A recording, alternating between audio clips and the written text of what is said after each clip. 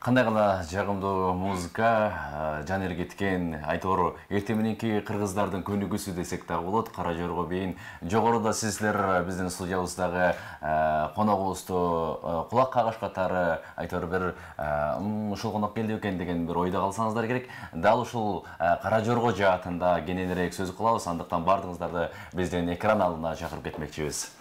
Ооба, биздин азыр студияда конокто бийчи Асель Касмаконова жана теле алып баруучу Кубаныч Эсенбаев. Саламатсыздарбы? Кош келипсиздер. Майрамыңыздар менен? Рахмат. Майрамдык маанай. Рахмат. 31 жылдык бир артты таштап кыргыз эли ушундай бир кубаныч менен, сүйүнүч менен отурган экенбиз. Азыркы таң эрте ушул күндү да сиздер менен баштап отурганыбызга биз дагы кубанычтабыз. Негизи эле ушул жылдар аралыгында эгемендүүлүктү сиздер негизи эле кандай белгилейсиздер? Өзү эгемендүүлүк деген бул кыргыздын байлыгы да. Эгемендүүлүк деген бул бардык эле мамлекеттерге берилип канчалаган элдери бар көпчүлүгү мамлекеттүүлүгүнө эгемендүүлүгүнө жетпей жүрүшөт да. Анысыкандай бизге ошо эгемендүүлүк чоң майрам, чоң бул биздин жетишкендик деп билебиз. Ошондой эле биздин баягы Кара Жорго менен бул дагы байланыштуу. Эмне дегенде эгемендүүлүк дагы кыргыздардын бир атрибуту болсо керек. Эгемендүүлүк эң биринчи байлык. Анан бул Кара Жорго да кыргыздын этнобий да, ошондон кыргыздын улутунун бир атрибуту катары билебиз. Ошондон бул майрамда ушундай мыкты майрамда албетте ушундай Кара Жоргого байланыштуу. Кара Жорго бул көңүлдү көтөрөт, бул майрамдаганга жардам берет дегендей, майрамга шаң кошот деген кепти айткыбыз келет да. Ооба, эң сонун. Кара Жорго этнобий деп калдыңыз, ошо Кара Жоргонун тарыхын айта кетсеңиздер. Кыргыздын бул унутулуп калган бий да, бул кайрадан жанданган. Анан бул кыргыздын бийи кандай болгон дегенде көпчүлүгү мындай союз убагында бул айтылбай калган да, унутулуп калган да, анан көпчүлүк айтылбай келген да. Анан бул кыргыздарга абдан кыргыздардын бийинин өзгөчөлүгү эмнеде дегенде, бул кыргыздардын бийинде сынып билешет. Сынып билешет да. Өзгөчөлүгү ушундай болгон. Анан баягы биз коюлган постановочный бийлерди көрүп жүргөнбүз да, бийлеп көргөнбүз, сахнадан көрүп келген. Булар баягы коюлган да, баягы союз убагында Россиядан келип, бияктан келип, коюлган бий да. Бул этнобий болгондо бул кыргыздын өзүнө мүнөздүү, этнога мүнөздүү гана бий да. Буну башка бийлер балким кыргызга мындай жаңы бий киргизсек балким жарашпай калмак да. Бул болсо өзүнөн өзү баягы суудай сиңип кеткен, өзү мурунку жаралган. Бул деген кадимки Манастын айтып атканда кыймылдары, ушундай сыяктуу кыймылдардын баары тең бар болгондуктан оңой эле сиңип кетти да. Анан бүгүнкү күндө ушул Кара Жорго өнүп өсүп кадимки биздин маданиятыбызга кирип калды да, сиңип калды. Бул Асель менен Элмурат экөө бийлеп кыргыздын мындай үлгүлүү кыргыз бийин кандай бийлеш керек дегенде булар өзү үлгүлүү бийди көрсөтүп койду да. Түгөйлөрдүн бийин, булар Асель Касмаконова, Элмурат Майрамбеков дегенде булар булар деген бийди кандай бийлеш керек экен үлгүсүн билет да. Анткени буларды элдин баары туурашат, булар өзү тарых китебине да кирип калган. Элдин баары тең буларды суктануу менен карайт да. Бүгүнкү күнү Кыргызстанда Асель менен Элмураттан мыкты бийлеген азынча көрүнө берет. Ошондон булар үлгүлүү, буларды элдин баары тең билет. Балким мындай кыргызда Кара Жоргону билбеген, Асель Касмаконова, Элмурат Майрамбеков деген билбеген киши калбай калды. Анткени баары тең ушу бийди көрүп, суктануу менен жаш балдар бир муун өсүп калды, көрүп калды. Ошондон булар Кара Жорго бизде мындай ажырагыс бөлүк болуп билинип калды. Анан дайым биз жакшы нерселерде, жакшы майрамдарда, керек болсо тойлордо бир кубанычыбыз ашып турганда баары тең Кара Жорго бийлегибиз келип кетип атпайбы. Жакшы бир кептерди айтып өттүңүз. Асель айым, бир кездерде сиздер Элмурат мырза экөөңүздөр ушундай дүңгүрөтүп, алардын баштоочусу ким экен, Кара Жоргонун автору дегенге чейин биз тааныйбыз сизди. Анан сиздер ошону баягы жайылтып, кыргыз эли бир мезгилдерде дүңгүрөттүңүздөр. Азыркы учурда Кара Жоргонун багыты, бараткан бир көздөгөн максаты кайда баратат? Эмне кылып атасыздар деги эле? Азырынча Кара Жоргонун максаты келечеги кең. Кара Жорго өчпөйт, алдыга өнө берет. Мына биздин кара жоргону көрүп, башка ууттардагы биз менен таанышып, ошол бий аркылуу таанышып атабыз.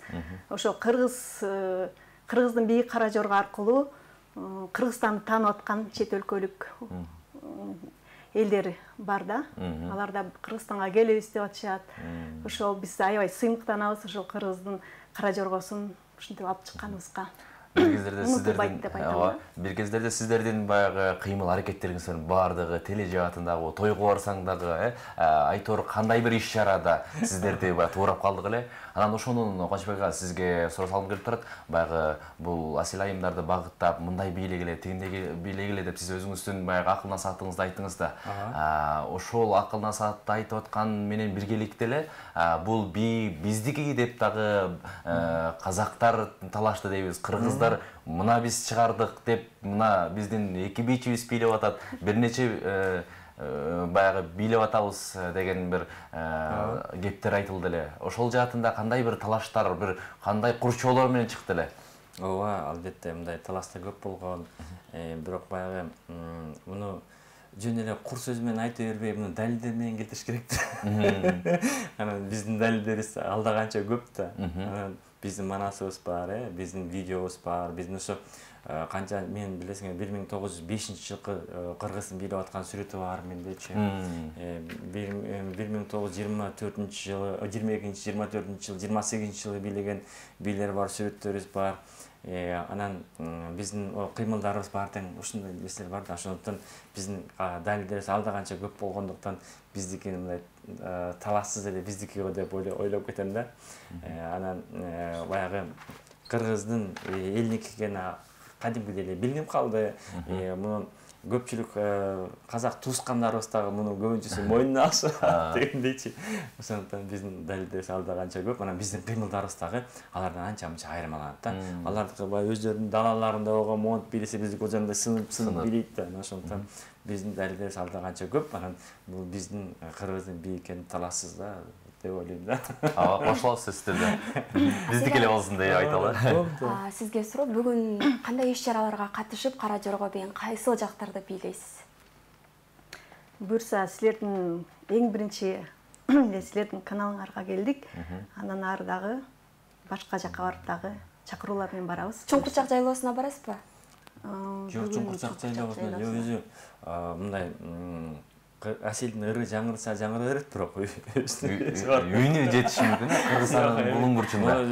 Кыргыз эмени азырынча ошо казактарды дагы ошо биринчи кара жорго чыгып кеткени, жарылып кеткен алда ошо маданият тармагында элдер мына түшүнүгү жогору бий жөнүндө көптүн мындай маалыматы бар кишилер үчүн алар мамлекеттик саясат менен стратегия менен өтүп кетишет да. Биз болсо биз өзүбүздүн күчүбүз менен карап ансагандай бул тармактардагы ошол кара жоргого көңүл бөлө турган эмелер бул Аселдин эле күчү менен, Элмурат экөөнүн эле күчү менен келип атат болсо керек, бирок мындай мамлекеттик деңгээлде майрамга манайды бускум келбейт. Бирок бизде буларга даже мындай мамлекеттен грамота берилген эмес да. Биз Кыргыздын бийин жаңырткан, Кыргыздын бийин дөңгөрөткөн, бирок мамлекет тарабынан грамота берилген эмес. Анан Чоңкурчакка чакырбай койгондо жөнүндө айтпай да калды. Бирок негизинде бул кыргыз эл бүт баары билет. Элдин баары тааныйт. Баягы эң башкысы эл билет, элдин башчысы эл баалайт. Ошо эл сүйөт да буларды. Буларды өздөрүнүн күйөрмандары көп. Булардынчы. Анан булардын Инстаграмда бул Бразилиядан, Индиядан, Парагвайдан ушактан бери жазышат да. Америкадан, Хорватиядан ушинтип жазат да. Анан достор көп бүт бар теңчи. Бразилияда бийлеп видеосун жөнөтөт. Хорватияда бийлеп жөнөтөт. Ушундай эмелер атайын Кыргызстанга кыргыздын бийин көрөбүз деген туристтер бар экен. Буга бизге мындай бул катардагы иш болуп алар үчүн кызык экен. Биз болсо байкабайбыз да, бирок кыргыздын бийин көрүп, анан Кыргызстанды көрүп кетебиз деген дагы туристтер бар экен да.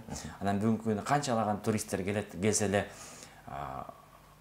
кыргыздын бийин көрсөтүш керек десе эле Аселди чакырышат. Асел менен Мурат экөө барып канчалаган туристтерге жанагы мисалы үчүн бир мындай интернациональный свадьба болуп калат го, мисалы еврей менен кыргыз үйлөнүп калса, же болсо өткөндө тиги Египеттен менен Кыргызстан үйлөнүп калса, ошондойлор көп болот да. Азыр бүгүнкү күндө же болсо Южный Корея менен ошондой үйлөнгөндөр көп болот да. Анан ошондой нерселерге бүт бана Аселдин кара жоргосу барат. Башыкө ушундай Асел Мурат ошондо баягы кыргызды таанытыш керек болгондо, кыргыздын маданиятын көрсөтүш керек болгондо булар сөзсүз бар жерде Анан бул өзү болбосо да балким революция болобу, башка болобу, баары булардын музыкасы жагы берет. Айтор майрамдык мана улана берсин. Кубанычбек ага, жекечелик баягы иш аракеттерге кайрылып келип турат да. Сиз ушул тележаатында иштеген инсан катары, бир кездерде биз бала кездерде сыр сандык деп аябай өтө бир көрчүлүк. Ошол жакта кандай болот? Же автордук баягы программаларга азыркы учурда билесиз да, баягы YouTube деген бир канал менен иштеп кеттик. Өзүңүздүн алып барчылык жаатыңыз эмне болот? Эми кезегинде азыр мындай жаштарга орун бериш керек го деп ойлойм да, бирок кезегинде албетте сыр сандык деген программа менен бул кыргыз телевидениесинде бир чоң бурулуш болгон да. Буга чейин элдер КТРден күлүп жайнап, монтип көрсөтүп алып бара тургандай тарыхта болгон эмес да. Ал жакта биринчи кезекте ушундай оюн чыгып, элдерге мындай дүңгүрөп кеткен да, ушунчалык популярдуулук арткан. Ал көрсөтүү ошо кыргыздын маданиятына чоң эме берген да, мындай таанытканга жардам берген да. Анткени баарыбыздын ичибизде макал лакап бар болчу да, баарыбыздын ичинде жаңылмаштар бар болчу. Аны болсо элим ошону оюн кылып чыгарган бул өзүнчө эме болгон да. Анан бул сыр сандык менен бир 10 жыл болсо ошо бир муун өсүп калды. Ошо менен анан кыргыздын телевидениеси өзүнчө бир поворот, бурулуш болгон да өзүнчө. Анан бүгүнкү күнү балким мындай бүгүнкү күндө элдер ошо балким буга маани беришкен жок. Бул көрсөтүүнү эски деп эсептешкен. Ошондой ар кандай болот да. Бирок мен эч нерсеге өкүнбөйм. Мен алып баруучулуктан мен өзүмдүн немем бар. Өзүм YouTube каналым деле бар. YouTube каналда Кара Жорго деген каналыбыз бар. Ошо 100 миңден ашык подписчиктерибиз бар. Бирок өтө активный эмеспиз, бирок ошентсе дагы ошондой каналыбыз бар. Анан сыр сандык деген эмени бүгүнкү күнү ал өчпөйт да. Ал кайсы убакта болсо деле жандандыра берсе болот. Бирок элдин эмесинде калды. Анан бүгүнкү күндө элдин болсо сыр сандыктын эле эмелерин алып алып эле ойнотуп атышат. Сыр сандыктын эле ошо табылгаларын алып эле ошол эле КТРде эле бар эле ошол менен келе атышат да. Бирок ошол бир кезегинде чоң жаңылык болгон. Анан өзү популярдуулук арткан. Анан бүгүнкү күндө мен ошонун баары тең көтөрүп жүрөм, алып жүрөм, бирок мен өзүм мындай балким телевидениенин таасири азайганбы, интернеттин таасири көбүрөөк күчөп кеткенби билбейм. Айтор бирок мен эме мындай КТРден алып барбасам дагы ичимде бар көп нерселер. Жакшы. Асел айым, эми сизге дагы кайрылды ушул 30 жылдык тарыхтын алкагында сиз дагы өзүңүздүн бир тарых барактарыңыздар жаңыча ачтыңыздар. Кайсыл күнү эл алдына жарк этип чыккан күнүңүз эсиңиздеби? Ошол күн баягы эстен кетпей, ошол күнүм аятан көрө артта калды, ошол 30 жылдык тарыхта деген бир эсиңизди эскерип кетсеңиз. Албетте, Кара Жоргону эл алдына Кыргызстанга танытып чыкканда 2013 жылы сентябрь айларында чыккам да. Ошол эсимден кетпейт. Биз билебиз 2016 жылы көчмөндөр оюну өтүп, анан ошол жакта дөңгөрөп дүйнөнүн бул бурчуна тарабадыкпы, кыргыздардын баягы ушундай этнолук бир мындай айтканда элдерди чокуруп, анан ошол учурда Машботой деп 1000 комузчу чыккан, баардыгыбыз билебиз, ошол баягы элдин эсинде калды дегендей. Анан ошол Машботой күйүүсүндөй болуп 1000 болбосок да бир канча кишилерди чогултуп бир массаттуу бий кылсак болобу дегиле? Андай бий кылганбыз. Бизде материалдар көп. Флешмобторду аябай эле көп жазадык. Могу 2020 жылга чейин көп эле материалдарыбыз көп. Көп эле жазганбыз, Ооба, бир миңдеген кишилер чыгарып бийлеткен күндөрүбүз болгон. Бирок ошондой нерселерди жазса болот. Бул жанагындай элдерди бийлетип, көпчүлүгүн бир кыймыл менен баары тең кайталап жасагандай биз жасайлы десек уже Хорватияда жасап коюштур да. Кара Жоргону Хорватияда пляжда элдер миңдеген киши туруп туруп эмеге катар туруп бийлеп коюштур да. А биз болсо ой бизден бир бийлеп коюптур деп карап коебуз да.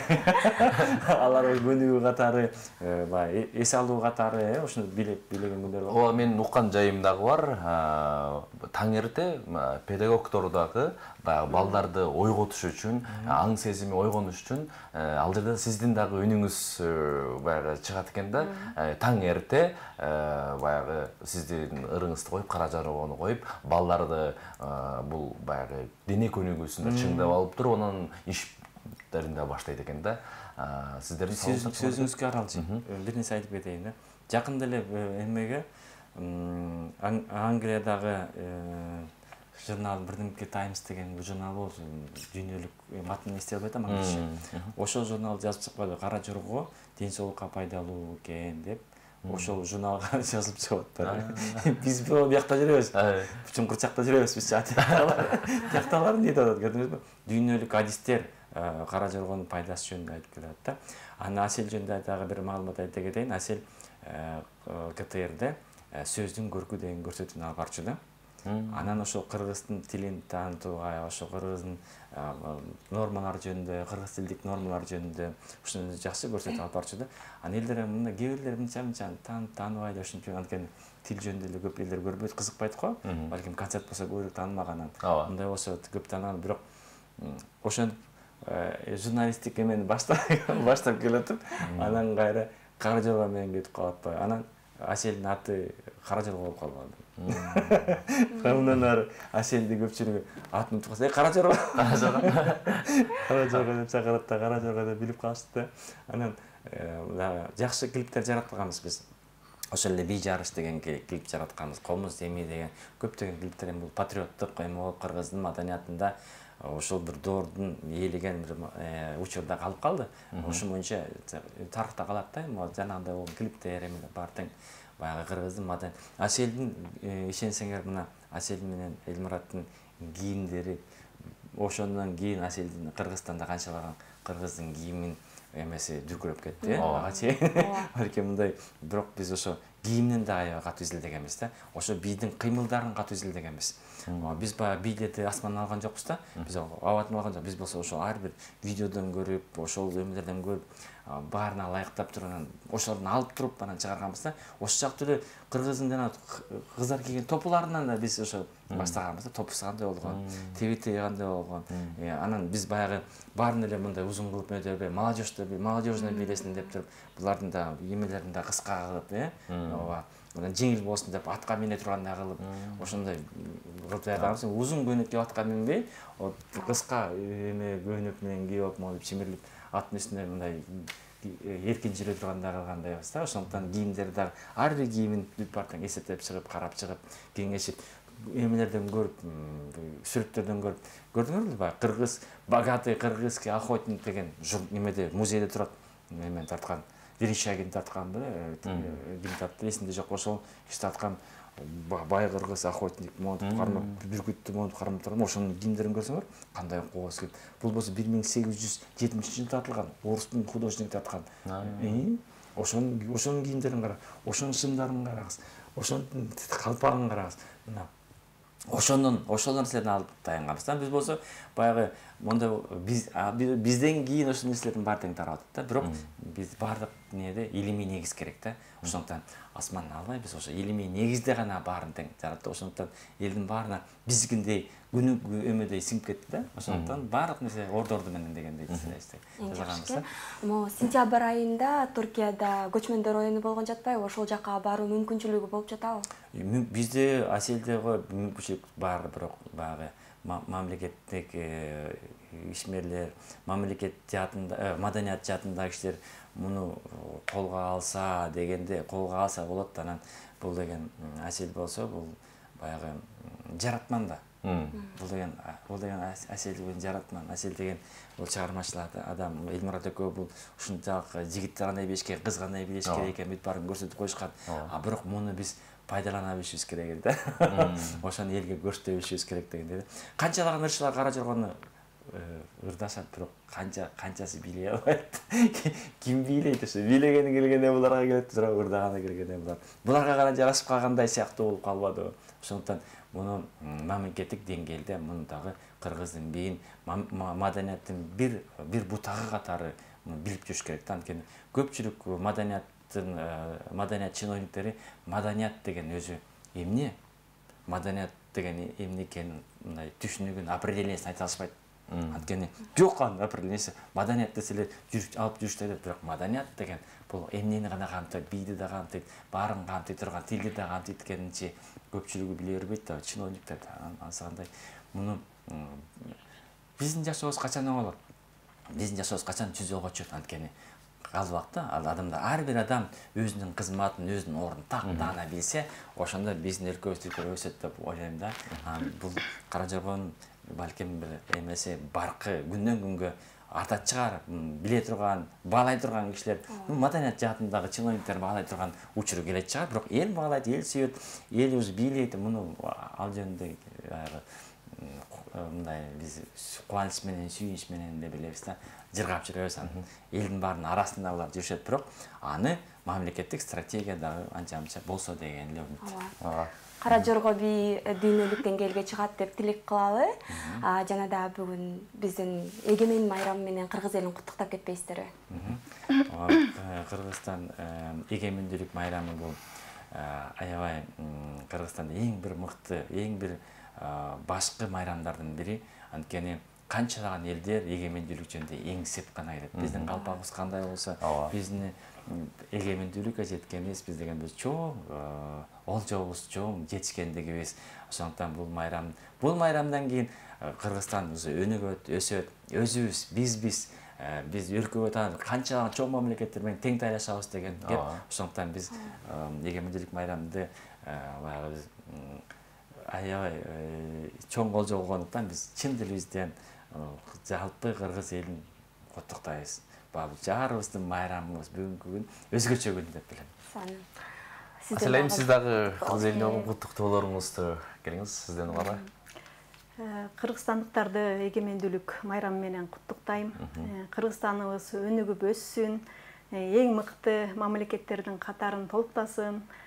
Жаштарыбыз баардыгы өнүгүп өссүн, алдыга гана умтула берелик. Ошону менен бирге Кыргыздын биздин Кара Жоргобуз дагы өнүгө берсин. Ошол. Чоң рахмат.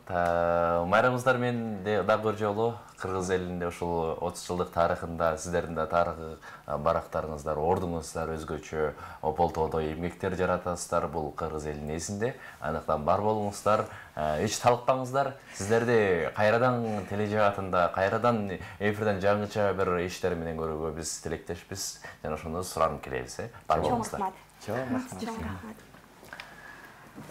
Урматтуу телекөрүүчүлөр, мына жогоруда сиздер көрүп өткөндөй, биздин кыргыз элине өзлөрүнүн өзгөчө бир тарых барактарын калтырып кеткен биздин тележаатында дагы өзүнүн эмгегин кылган Кубанычбек Эсенбаев жана ошондой эле ырчы бийчи Асел Касмакуловна болду.